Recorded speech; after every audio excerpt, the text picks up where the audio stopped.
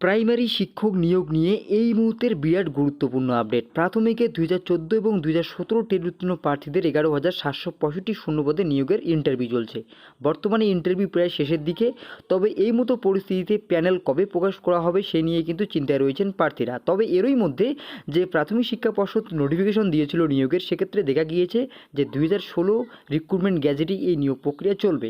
তবে পরবর্তীতে কিছু প্রার্থী তারা কলকাতা হাইকোর্টের দ্বারস্থ হন এবং সেখানে গিয়ে জানান যে তারা অনেক আগেই মাধ্যমিক এবং উচ্চ মাধ্যমিক পাশ করায় তাদের যে একাডেমিক স্কোর অনেক কম রয়েছে, সেক্ষেত্রে যাতে এই একাডেমিক নিয়ে সাম্যতা আনা হয় সেক্ষেত্রে মামলা দায়ের করা হয় কলকাতা হাইকোর্টে। কলকাতা হাইকোর্টের সিঙ্গেল বেঞ্চের বিচারপতি অভিজিৎ গাঙ্গুলি মৈত্র কমিটি গঠন করেন এবং মৈত্র কমিটির রিপোর্টও পেশ করে দিয়েছে ইতিমধ্যে। তবে পর্ষদের তরফ থেকে কী স্ট্যান্ড রয়েছে তা জানতে চেয়েছেন বিচারপতি অভিজিৎ গাঙ্গুলি এবং সেই নিয়েই আজ গুরুত্বপূর্ণ মামলার শুনানি ছিল। সেক্ষেত্রে প্রত্যেক 2014 এবং 2017 টেট উত্তীর্ণ প্রার্থী অপেক্ষায় ছিল যে মৈত্র কমিটির রিপোর্ট জনসমক্ষে আসবে এবং বিচারপতি যে রয়েছেন অভিজিৎ গাঙ্গুলি আজই এই একাডেমিক মামলা নিয়ে চূড়ান্ত রায় ঘোষণা করবেন।